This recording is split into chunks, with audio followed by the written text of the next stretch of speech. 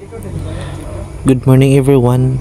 A day in my life as a good person. Nagkuha og tubig aron ihugos og plato. So muna akong mama guys, nagwasing siya. After nakuha og plato guys, naghugas na ko sa palanggana kay gabi kahugaw. Then after na guys, nahugas na ng baso, mga kutsara, mga plato, mga tinidor. Ako nang gi-separate.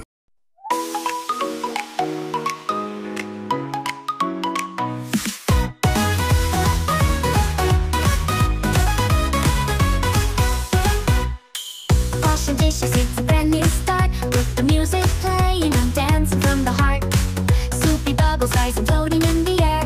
Every little moment I'm free without a care. Washing plates is part of the dance. With every splash I take a chance. Bubbles bouncing, laughter fills the room. Smiles are spreading, chasing away the gloom.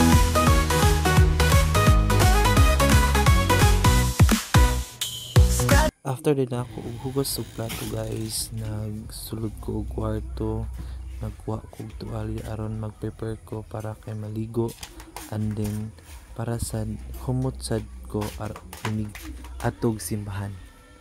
So ayun guys, nag-prepare na ko.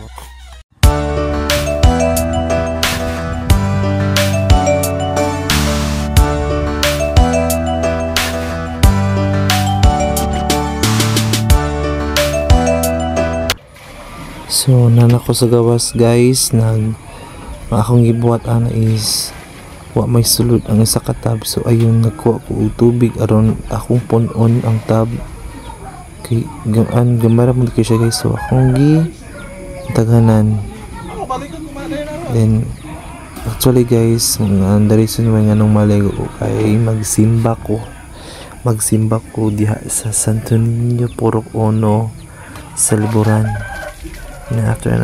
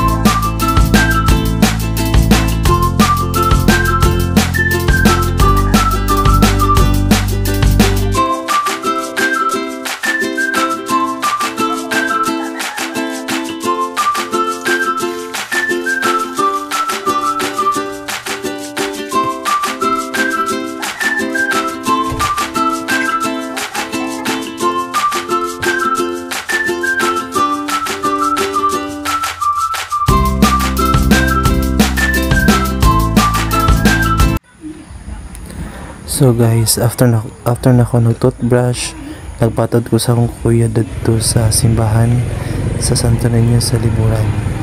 Nagpatod ko guys si kapoy na mag-commute ng Baklay. So ayun, nagpatod ko sa akong kuya. Dora po niya mong balay.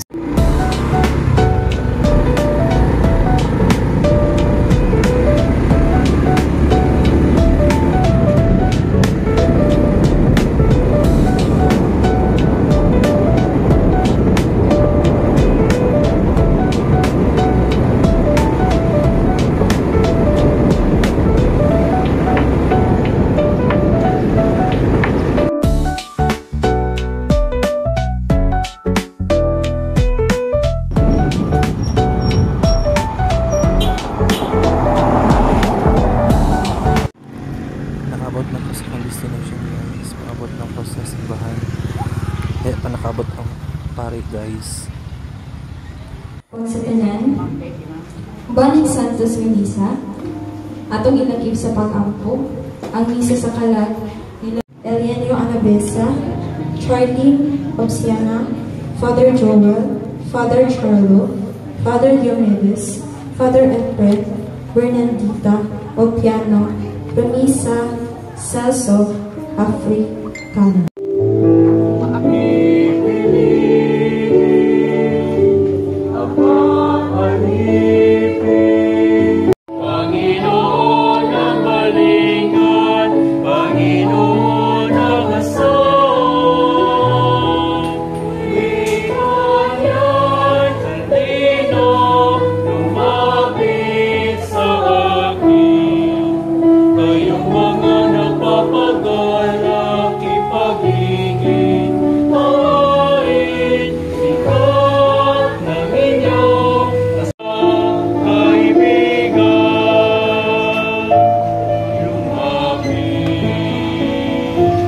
Aya pa naman among misa guys. After sa mga misa guys na ay gihanda sa mga official na pagkaon ang kining tabangon guys. So let's eat.